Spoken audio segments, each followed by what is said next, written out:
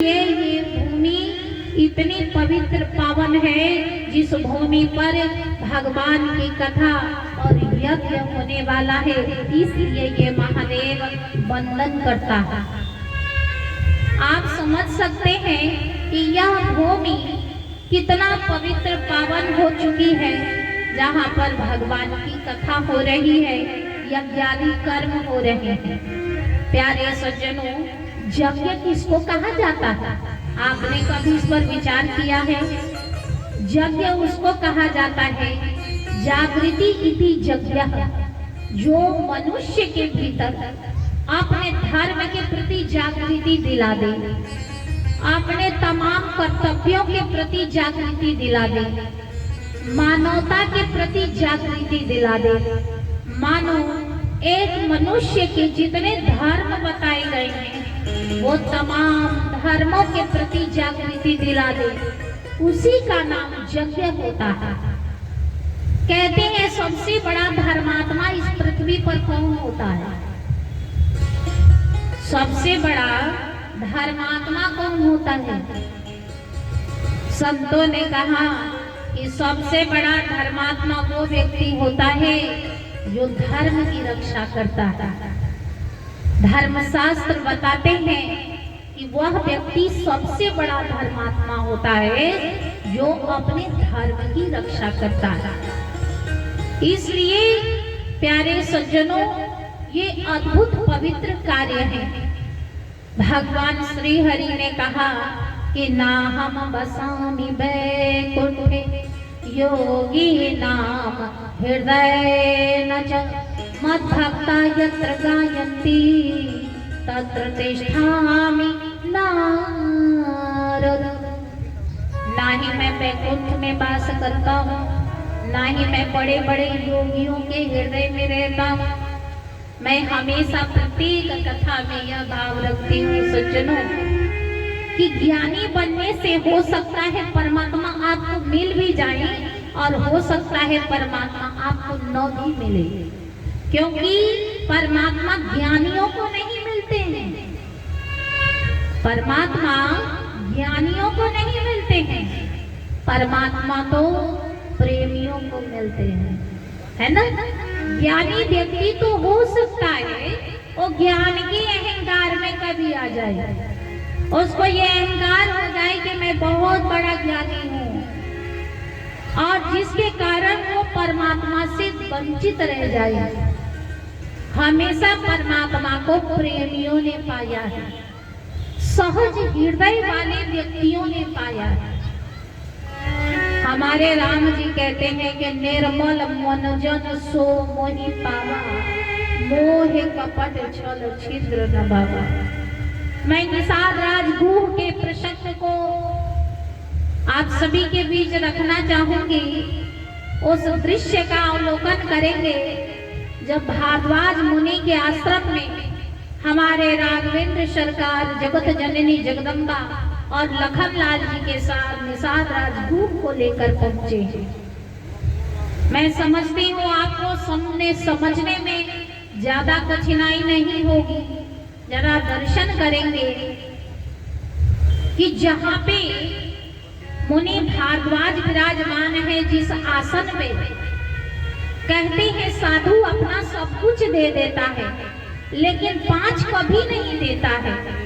5 का पावर और अधिकार कभी किसी को नहीं देता। साधु सब कुछ आपको दे देगा। सबसे पहला, साधु आपको सब कुछ देगा लेकिन आसन पे बैठने का अधिकार हर किसी को नहीं देता था।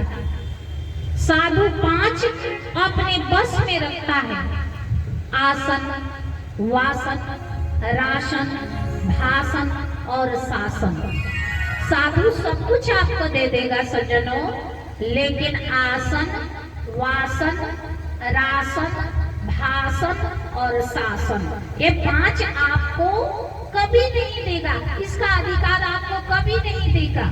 साधु सब कुछ देगा, पर आप उनके आसन पे बैठोगे ना तो कहीं सरल स्वभाव वाले महात्मा होंगे तो मन से खींच जाएंगे, लेकिन कुछ कहेंगे नहीं। लेकिन कहीं परशुराम होंगे तो फिर समझ लेना, है ना, श्री सीताराम हो जाएगा आपका, है ना।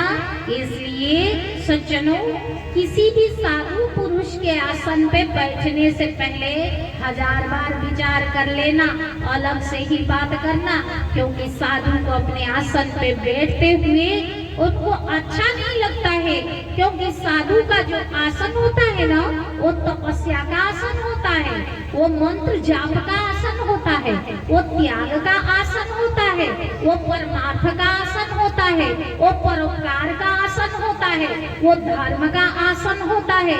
इसलिए उस आसन पे वही व्यक्ति बैठ सकता है जिसकी भावना साधुता से मिलती हो। साधारण व्यक्ति उस आसन पे नहीं बैठ सकता है। इसलिए सज्जनों, कभी भी किसी साधु महापुरुष से आपकी मुलाकात हो तो उनके आसन पे न बैठिएगा, बड़ी कृपा होगी। यदि वे भाव और प्रेम के वशीभूत आपको बैठा लेते हैं तो उनकी कृपा मान लेना, पर हाथ जोड़े उनकी सेवा कर लेना, पर किसी साधु महापुरुष के आसन पे जल्दी नहीं बैठना चाहिए, बैठना ही नहीं चाहिए, क्योंकि उस पे वही बैठ सकता है जिसका भाव साधुता से पूर्णतया मिलती है। प्यारे सज्जनों, इसलिए साधु सब कुछ दे देता है, आसन पे बैठने का अधिकार नहीं देता। आसन, दूसरा वासन। आप साधु से कहें कि बाबा जी कृपा करके हमारे गोलापुर में रह जाइए ना, फिर आप कहो कि बाबा जी आप गोरखपुर में रह जाइए ना, आप कहो बाबा जी आप मुंबई में रह जाइए ना, आप कहो बाबा जी दिल्ली में रह जाइए ना, तो साधु नहीं रहेगा, है ना। वो बास वहीं पे लेगा जहां उसकी अपनी आनंद होगी, अपना मौज होगा, परमात्मा की कृपा होगी, आदेश होगा। आप जहां कहीं जैसे तैसे बिठाना चाहेंगे तो साधु वहां पे बास नहीं लेगा। साधु बास को वहीं लेगा जहां पे उसकी अपनी स्वेच्छा और इच्छा होगी।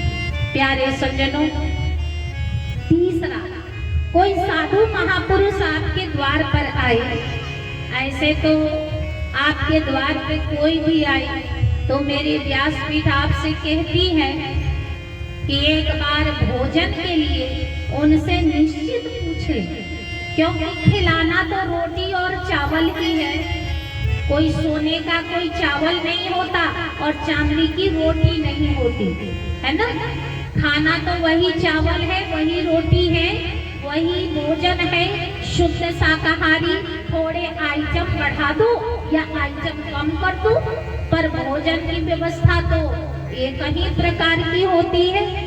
इसलिए कोई आपके द्वार पर आए तो एक बार निश्चित पूछ लें कि कृपा कर आप बतावें कि आप क्या भोजन लेना पसंद करेंगे। किसी को भी भोजन देना है तो एक बार उनकी रुचि से उनको भोजन दिया जाए तो ये परमानंद की प्राप्ति कराती है। भोजन तो कराना ही है। यदि भगवान ने आपको व्यवस्था दिया है तो एक बार उनसे पूछ कर ही भोजन कराना चाहिए। कहा कि साधु सब कुछ दे देता है, पर आप साधु से कहें कि ये खा लीजिए बाबा जी, वो खा लीजिए, यही बना हुआ है यही खा लीजिए, वही खा लीजिए। आप जैसे तैसे जो जी में आए वही भोजन करा दें। साधु को उतना स्वीकार नहीं होता है, क्योंकि साधु का एक अपना मौज होता है।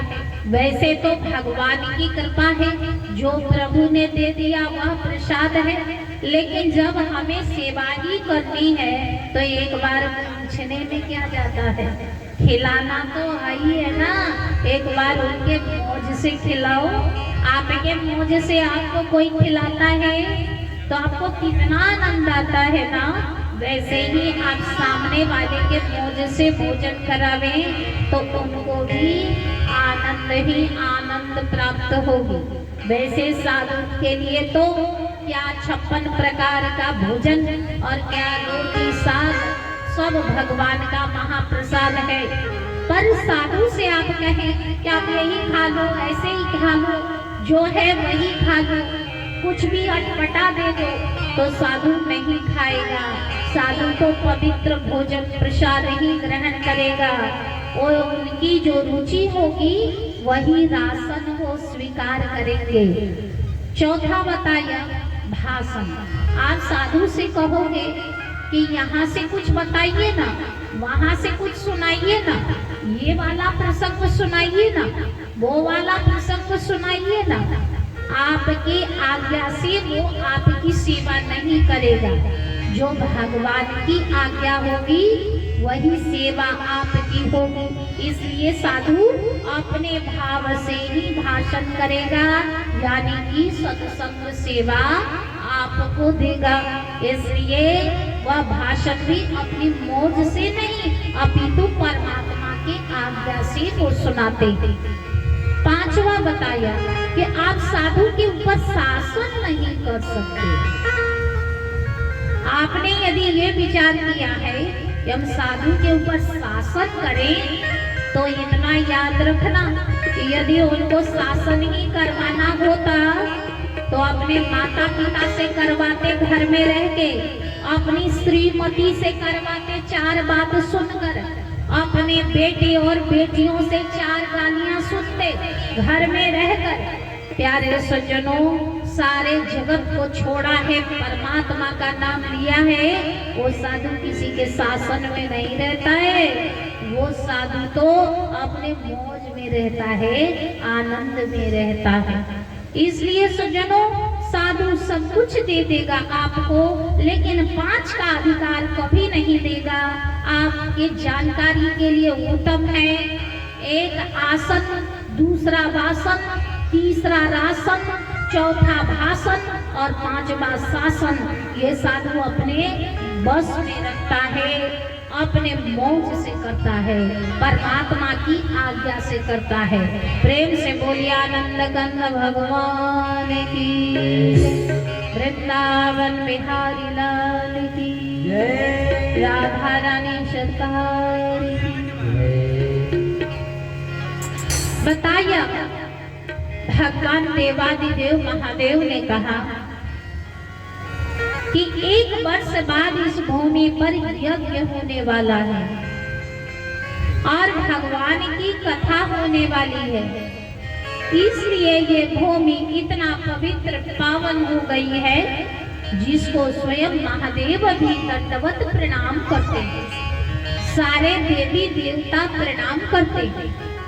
अब आप मेरे से हो सकता है यह भाव रखें, यज्ञ के तमाम फायदे हैं सज्जनों। यज्ञ करने से तन की शुद्धि हो जाती है, मन की शुद्धि हो जाती है, धन की शुद्धि हो जाती है, वातावरण की शुद्धि हो जाती है और अंतोगतवा प्रभु के धाम जाने का अवसर आपको प्राप्त होता है। आप यह पूछेंगे कि तन की शुद्धि कैसे होती है? प्रेम से बोलिए आनंद कंद भगवान की। तन की शुद्धि सेवा से होती है। यज्ञ में तन मन धन तीनों से सेवा देकर यज्ञ को सफल बनाना होता है। मन की शुद्धि भगवान की कथा से होती है और धन की शुद्धि दान से होती है। वातावरण की शुद्धि हवन इत्यादि कर्म से होते हैं और प्रभु के नाम के द्वारा भगवत धाम की प्राप्ति होती है। ये तमाम फायदे ही फायदे हैं। इसलिए जीवन में यज्ञ करना परम आवश्यक होता है। प्यारे सज्जनों, आइए कथा की ओर चलते हैं। प्रेम से बोलिए वृंदावन बिहारी लाल की। श्रीमन नारायण नारायण हरि बोलिए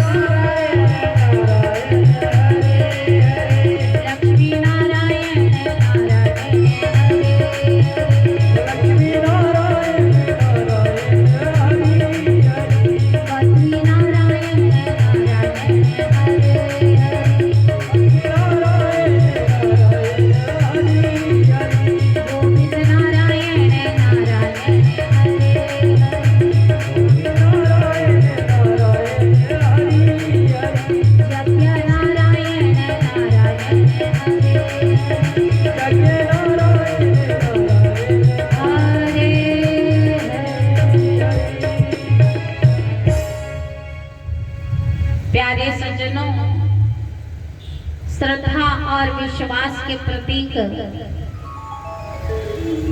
देवादिदेव महादेव और माता सती का प्रसंग रामचरितमानस में प्रथम भाव में आता है।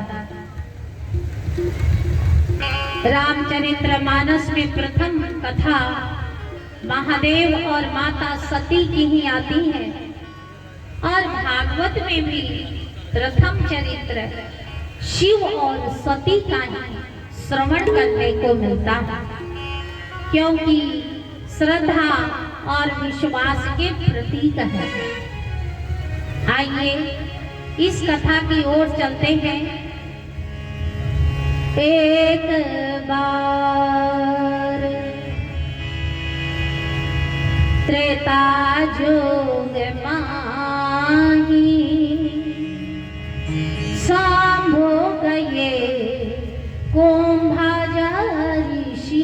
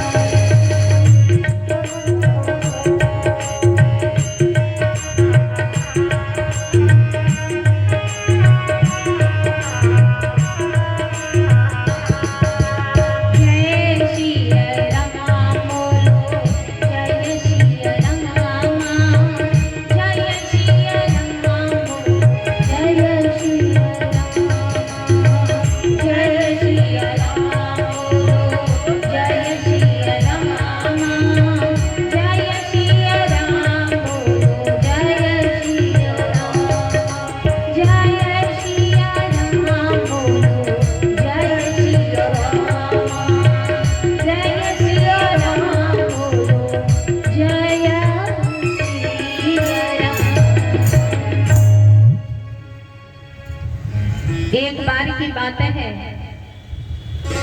देवादिदेव महादेव माता सती को लेकर कुंभज ऋषि के आश्रम में भगवान की कथा को सुनने जा रहे हैं।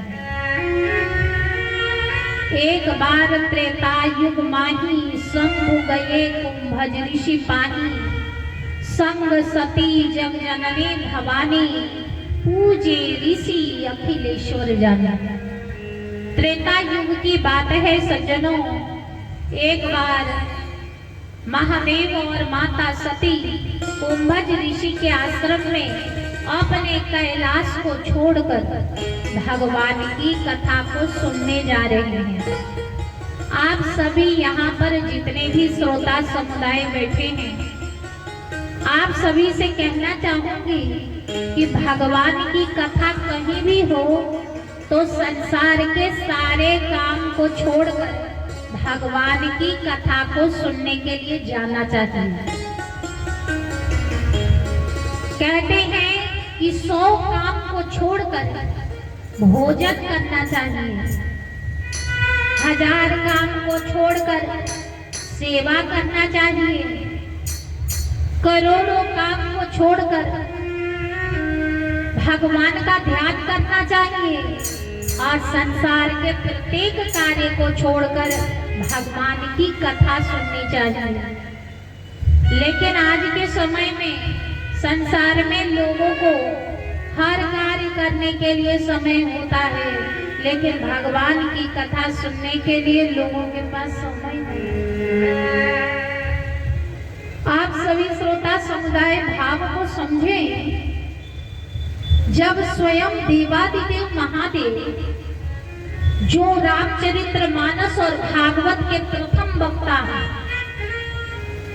उनके बाद ही अन्य कोई वक्ता हुए, इतने बड़े जो स्वयं कथावाचक हैं, भला उनको भगवान की कथा सुनने की क्या जरूरत पड़ गई। जरा इस भाव से आप सभी कुछ सीखें कि जो इतने बड़े वक्ता हैं, प्रथम वक्ता हैं, नंबर 1 वक्ता हैं, ये अपने कैलाश मानसरोवर को छोड़कर कुंभज ऋषि के आश्रम में जा रहे हैं भगवान की कथा सुनने के लिए।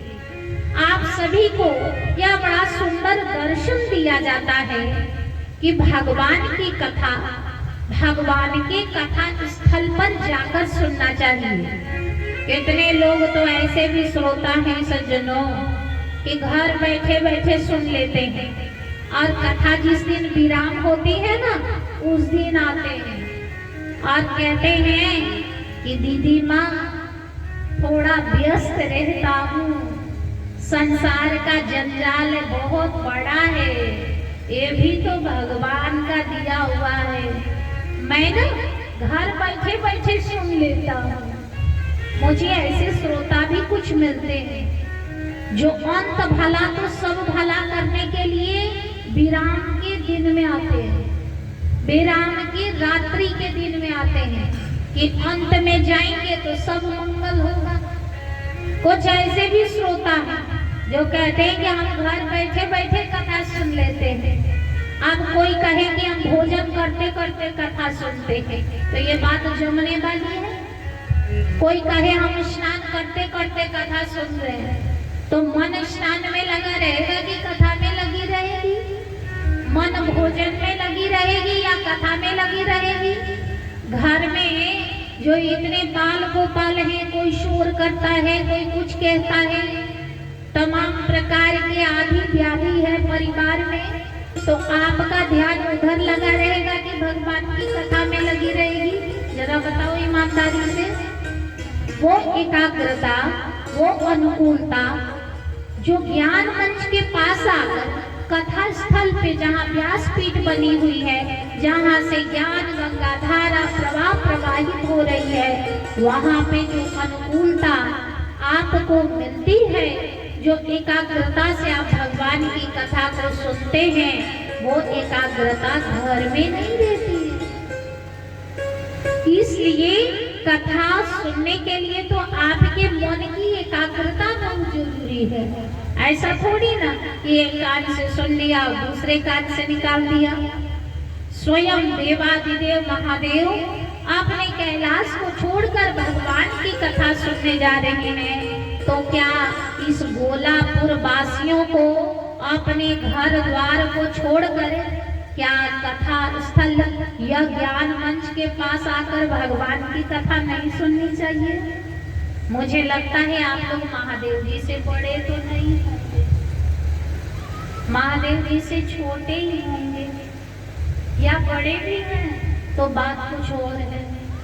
यदि महादेव जी से बड़े नहीं हैं तो यह कथा आपसे कहती है कि जब महादेव जी कैलाश अपने घर द्वार को छोड़कर कुंभज ऋषि के आश्रम में जाकर भगवान की कथा सुन सकते हैं, तो आप सभी श्रोताओं को भी अपने घर द्वार को छोड़कर ज्ञान मंच के पास आकर भगवान की कथा सुननी चाहिए। प्रेम से बोलिए आनंद कंद भगवान की जय। अब कथा कैसे सुननी चाहिए इसको भी आप जरा सीख लें। पति पत्नी का संबंध जो दाम्पत्य जीवन का होता है, संतों ने कहा कि पति पत्नी का संबंध केवल भोग के लिए नहीं होता है, अपितु जोग के लिए भी होता है, साधना के लिए भी होता है, सत्कर्म करने के लिए भी होता है, कथा सुनने के लिए भी होता है, मंगल करने के लिए भी होता है। इसलिए जब आप भगवान की कथा सुनने जा रहे हो और यदि कोई प्रॉब्लम नहीं हो, आपको कोई परेशानी नहीं हो, तो अपने श्रीमती को भी साथ में लेके जाइए। माताएं आती हैं, यदि आपकी भी कोई मजबूरी नहीं हो तो अपने स्वामी को साथ में लेकर आइए, क्योंकि आप श्रवण करेंगी तो केवल आपका भला होगा, आपके पति का भला नहीं होने वाला। पति का भला और मंगल करने के लिए तो पति को भी कथा में लाना पड़ेगा, कथा में बिठा के कथा श्रवण कराना पड़ेगा। इसलिए यदि कोई मजबूरी नहीं हो, मजबूरी हो तो बात कुछ और है, प्रभु क्षमा करेंगे। यदि कोई मजबूरी नहीं है मैया, तो अपने पतियों को भी लाना साथ में। और हमारे भाई लोग जितने भी श्रोता समुदाय बैठे हैं, आप सभी भी अपने पत्नियों को भी कल से साथ में लाना। प्यारे सज्जनों, महादेव जी कथा सुनने जा रहे हैं तो अपने श्रीमती, अपनी अर्धांगिनी शिव, अपने सती को साथ में लेकर भगवान की कथा सुनने जा रहे हैं, क्योंकि आज तक कोई यज्ञ ऐसा नहीं हुआ जिस यज्ञ में यदि आपकी पत्नी है और आप अपने पत्नी को साथ में लेकर नहीं बैठते हैं तो फिर वो यज्ञ सफल नहीं होता है। इस यज्ञ को भी जो कथा श्रवण कर रहे हैं, इसको ज्ञान यज्ञ कहा जाता है।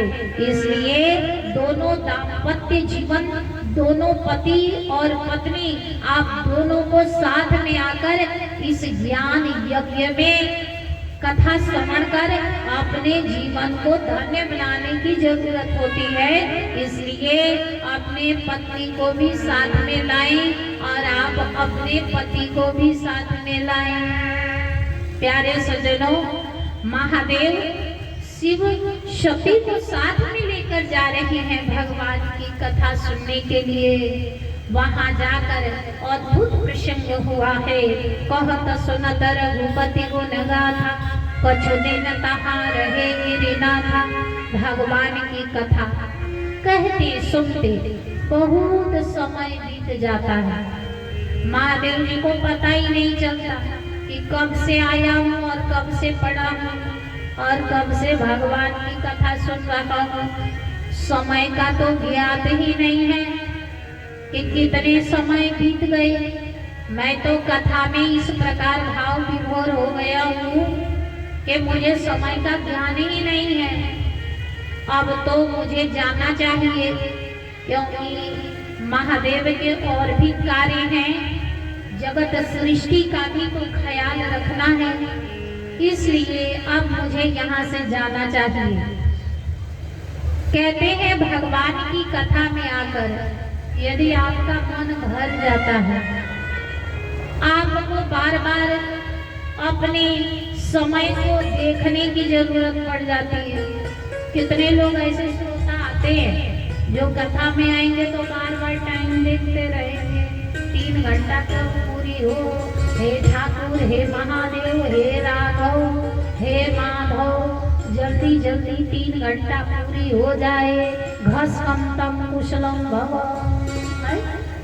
जैसे कि मानो हाजिरी लगाने आए हो, है ना, बार बार समय देखते हैं ना भैया कि 3 घंटा कब पूरी हो जाए, कथा विराम हो, आरती प्रसाद ले और यहाँ से प्रस्थान करें।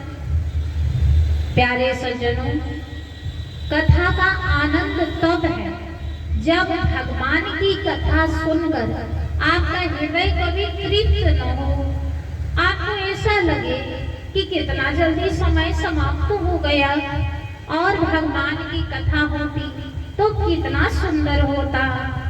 यदि इस भाव से आप भाव विभोर होकर भगवान की कथा सुनते हैं, जिसमें आपको पता ही नहीं चलता कि 3 घंटा कैसे समाप्त हो गई, ऐसे लगता है कि मानो तुरंत ही आए थे, तुरंत कथा विराम हो गई। बाबा कहते हैं, गोस्वामी तुलसीदास जी महाराज, कि भगवान की कथा को सुनकर आपका मन यदि तृप्त हो जाता है, आपके हृदय में ऐसा लगता है कि मैंने सुन लिया, मैं जानता हूँ, तो समझ लेना अभी राघव की कृपा नहीं हुई है। जब बार बार भगवान की कथा सुनने को मिले और बार बार आपके हृदय में ये भाव आए कि और सुनता और सुनता और सुनता, तब समझना कथा से कभी तृप्ति नहीं होनी चाहिए भक्तों के हृदय को। तब समझना कि भगवान की कृपा बरस रही है। प्रभु प्यारे से जिसका संबंध है, प्रभु प्यारे से जिसका संबंध है, उसे हर दम आनंद ही आनंद है।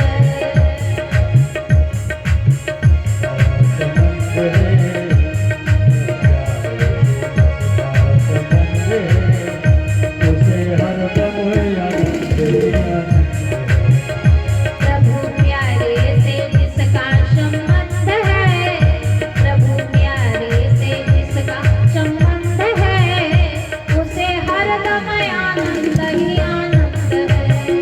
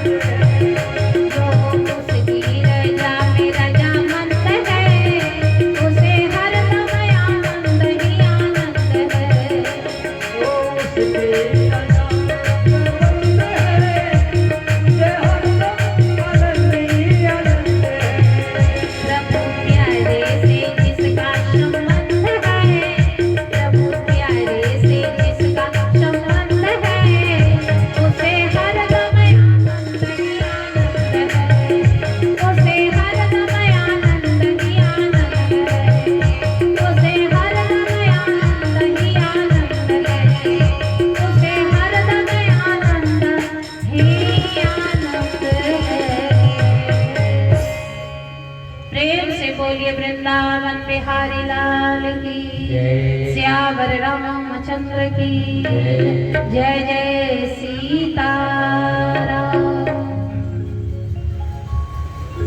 प्यारे सज्जनों,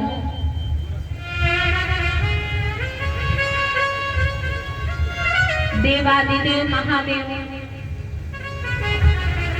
भगवान की कथा में इस प्रकार विभोर हो गए हैं कि समय का ज्ञात ही नहीं रहा कि मैं कितने समय से यहाँ आकर भगवान की कथा को सुन रहा हूँ। तब जाकर बाबा ने ऋषि शन विदा मांगे त्रिपुरारी, चले भवन संग दक्ष कुमारी। ऋषिवर से इन्होंने विदा मांगी है, लेकिन इसके बीच की जो भाव है ना सज्जनों, भगवान की कथा में शरीर का आना एक अलग बात होती है, लेकिन अपने हृदय को भगवान की कथा में बैठाना ये बहुत अलग बात है ना।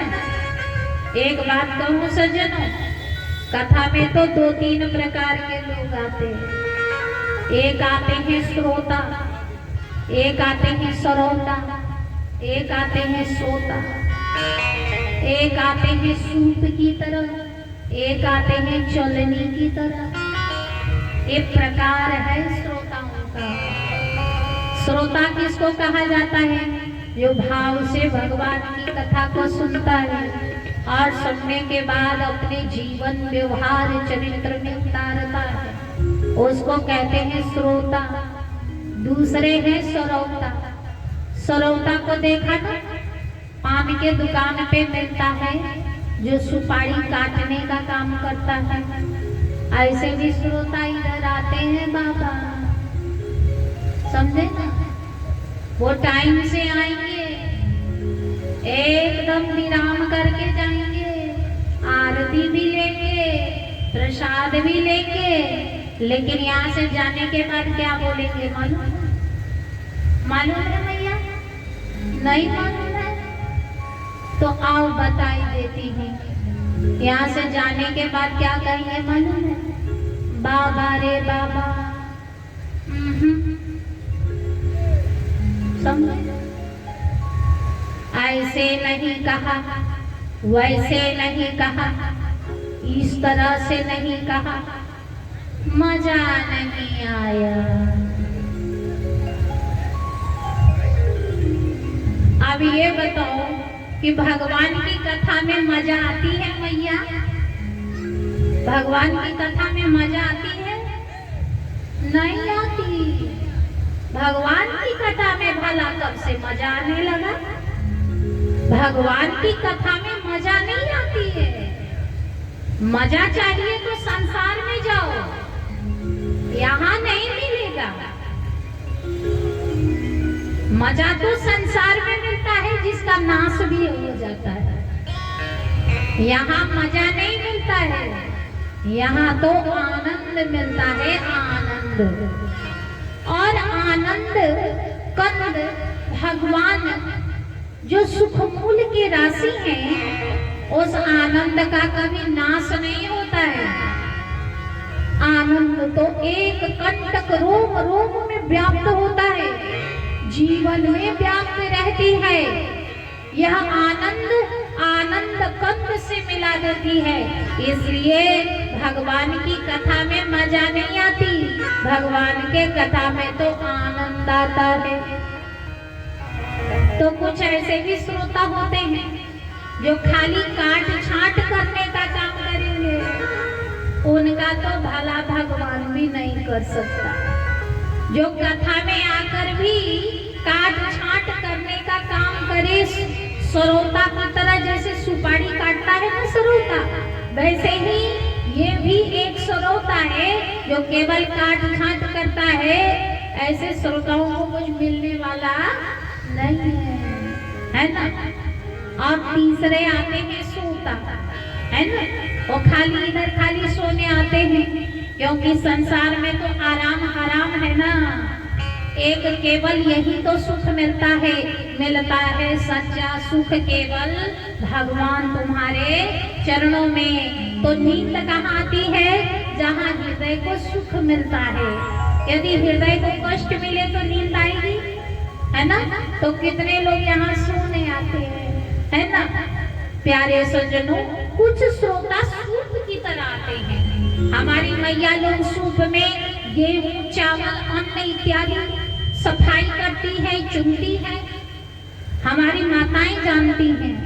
कुछ लोग सूप की तरह होते हैं, सूप की तरह श्रोता होते हैं। सूप का काम क्या होता है? जो बेकार व्यर्थ पदार्थ है उसको बाहर गिरा देता है। मैया चावल बनाती है तो जो व्यर्थ का चावल है उसको चुन कर बाहर गिरा देती है या सफाई करके बाहर गिरा देती है और बढ़िया अन्न को सूप में रख लेती है। तो कुछ श्रोता सूप की तरह होते हैं जो व्यर्थ की बातों को छोड़ देते हैं और मूल्यवान अमूल्य ज्ञान गंगा को धारण कर अपने जीवन को धन्य बना लेते हैं। और एक आते हैं भैया चलनी की तरह। चलनी को देखा ना, मैया आटा चालती है ना, है ना? कुछ आते हैं चलनी की तरह। और चलनी का काम क्या होता है? वो बढ़िया जो आटा होता है वो नीचे गिरा देता है और खाखड़ा लेके बैठ जाता है। कुछ चलनी की तरह श्रोता होते हैं जो कीमती बातों को कृष्णार्पण कर देते हैं और व्यर्थ की बातों को लेकर यहाँ से श्री सीताराम करने लगते हैं। इसलिए सज्जनों, ये प्रकार है श्रोताओं का।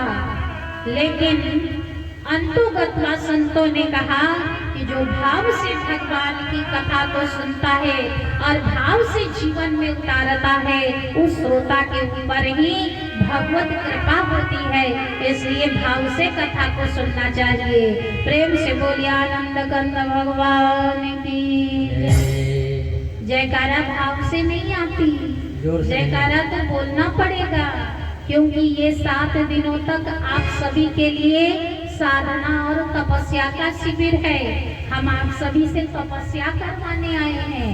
भगवान का नाम लेना यानी कि भजन करना, तपस्या करना, तो ये तो करना पड़ेगा, नहीं तो इधर गुजारा नहीं है।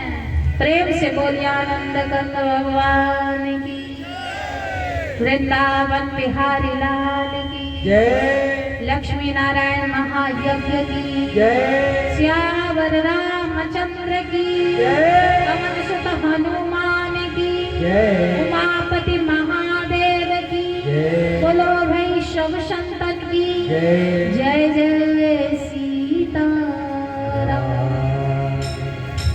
प्यारे सज्जनों, भगवान देवादिदेव महादेव ने ऋषि से विदा मांगी है। यहाँ पे साथ में सती जी भगवान की कथा सुनने आई हैं।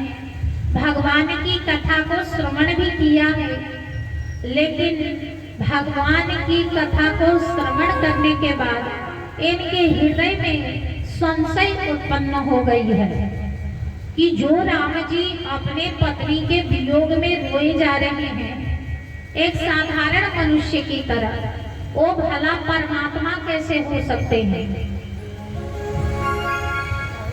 भगवान की कथा 2 प्रकार से लोग सुनते हैं, एक भाव बुद्धि से और एक तर्क बुद्धि से। जो तर्क बुद्धि से भगवान की कथा को श्रवण करेगा वो परमात्मा से वंचित रह जाएगा। जो दिमाग से भगवान की कथा को श्रवण करेगा वो भगवान की कृपा से वंचित रह जाएगा।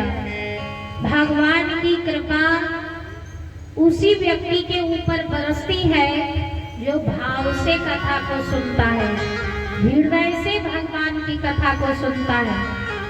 भगवान की भक्ति, भगवान की कथा तर्क का विषय नहीं होता है। भगवान की कथा तो भाव का विषय होता है। इसलिए भाव से कथा को सुनना चाहिए। सती जी ने तो कथा तो श्रवण करी, लेकिन हृदय में संशय उत्पन्न हो गया कि पत्नी के वियोग में रोने वाला राम किस प्रकार परमात्मा हो सकता है। ऋषिवर से विदा मांगी है बाबा ने। बाबा तुलसीदास जी ने बड़ा सुंदर भाव रखा, उस भाव को रखना चाहूंगी। जब भगवान की कथा सुनने जा रही थी तो बाबा ने संबोधन कैसे किया। संग सती जग जननी भवानी, कितना बढ़िया संबोधन किया। बाबा गोस्वामी तुलसीदास जी ने सती कह के प्रणाम किया। शिव की अर्धांगिनी सती कह के प्रणाम किया, जगत जननी कह के प्रणाम किया, भवानी कह के प्रणाम किया। संग सती जग जननी भवानी, पूजी ऋषि अखिलेश्वर जानी। ये बताइए, श्रोता वक्ता को प्रणाम करता है कि वक्ता श्रोता को प्रणाम करता है? ऋषिवर ने तो अखिलेश्वर और भवानी समझकर शिव और सती को प्रणाम किया। यहाँ तो कथावाचक कुंभज ऋषि हैं, बाबा तो श्रोता बनकर आए हैं, क्योंकि कहते हैं अच्छा श्रोता ही अच्छा वक्ता बन सकता है। बाबा श्रोता बनकर आए हैं कथा सुनने के लिए, भाव रखते हैं, लेकिन कुंभज ऋषि ने तो प्रणाम कर डाला। ये क्या हो गया? श्रोता को वक्ता ने प्रणाम किया, इसमें कोई आश्चर्य की बात नहीं है। इस व्यासपीठ पे जो भी आते हैं पहले श्रोता भगवान को प्रणाम करते हैं, फिर श्रोता वक्ता को प्रणाम करते हैं या विभूषी को प्रणाम करते हैं। इसका भाव जानते हैं सज्जनों? मैं आप सभी को पुरानी संस्कृति की ओर लेके जाना चाहती हूँ। आजकल के लोग तो बहुत मॉडर्न हो गए हैं, आधुनिक जमाने के लोग हैं, लेकिन आप समझ सके तो मेरी भाव को समझेंगे। पुराने लोग जब किसी से मिलते थे बाबा जी तो क्या कहते थे? राम राम भैया कहते थे ना। जब किसी से भी मिलते थे पुराने लोग तो कहते थे राम राम भैया, 2 बार राम कहते थे कि नहीं? अब के लोग कहते हेलो हाय बाय बाय, पता नहीं क्या बोलते, मुझे पता नहीं, है ना? बहुत कुछ बोल लेते हैं। लेकिन सज्जनों, पहले के लोग किसी से मिलते थे तो कहते थे राम राम भैया। माताएं किसी से मिलती थी तो माताएं भी कहती थी राम राम रहना, है ना? 2 बार राम कहते थे, 1 बार राम नहीं कहते थे। इसका भाव आप समझते हैं? 2 बार राम राम बोलने का मतलब होता है एक सीता और एक राम। राम में ही तो सीता समाई हुई है। अपने नाथ जहाँ स्वामी है वही तो अर्धांगिनी है। राम में ही तो सीता समाहित है। इसलिए 2 बार हम लोग राम राम कहते हैं। 2 बार राम राम कहने का मतलब होता है सीता और राम, लक्ष्मी और नारायण, उमा और महादेव, राधे और कृष्ण। इसलिए हम लोग 2 बार राम राम कहते हैं।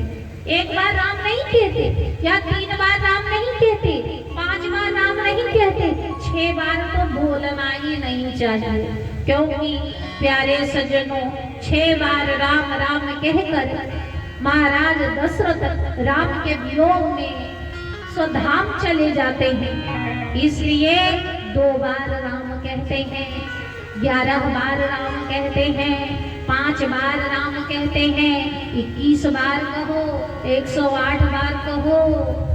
लेकिन प्यारे सज्जनों, 3 बार तो नहीं कहते, 5 बार तो नहीं कहते, 2 बार निश्चित राम राम कहते। राम राम भैया, राम राम रहना, क्योंकि सीता और राम का भाव होता है 2 बार राम राम कहना। इसलिए हमारे समाज में कहने वाला भी राम है और सुनने वाला भी तो राम है। क्योंकि सत्य की गवाही सत्य देता है, सत्य की गवाही झूठ नहीं देता। इसलिए हम 2 बार राम राम कहते हैं। प्यारे सज्जनों, ऐसा सुंदर भाव आया। बाबा कुंभज ऋषि महादेव को प्रणाम करते हैं और महादेव जी कुंभज ऋषि को प्रणाम करते हैं। इसलिए 2 बार हम लोग राम राम कहते हैं। प्रेम से बोलिए आनंद कंद भगवान की जय। कुंभज ऋषि से विदा लेकर महादेव सती के साथ प्रस्थान करते हैं। अब जिनकी कथा कुंभज ऋषि ने गाई, उनका दर्शन करने के लिए, क्योंकि हम जिनकी कथा सुनते हैं ना, उनसे हमारा प्रेम हो जाता है। यदि आप राम जी की कथा सुनेंगे तो राम जी से प्रेम हो जाएगा। यदि आप कृष्ण की कथा सुनेंगे तो कृष्ण से प्रेम हो जाएगा। महादेव जी तो राम कथा सुनकर आए हैं ना, तो यह लालची नेत्र भगवान का दर्शन करने के लिए ललचा रहे हैं कि किस विधि में लला हो, किस प्रकार से मेरे राघवेंद्र सरकार का दर्शन हो। जब से प्रभु की कथा को श्रवण किया, तब से यह लालची नेत्र भगवान का दर्शन करने को चाहता है। प्यारे सज्जनों, बड़ा सुंदर भाव दर्शन महादेव जी बार बार हृदय में विचार कर रहे हैं। तेरे दर पे आने को जी चाहता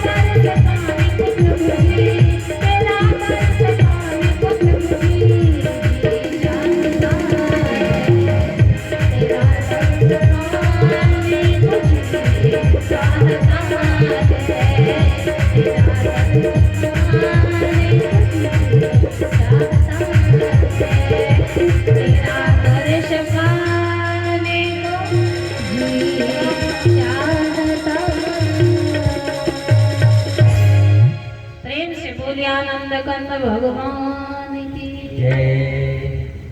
प्यारे सज्जनों, बार बार देवादिदेव महादेव विचार किए जा रहे हैं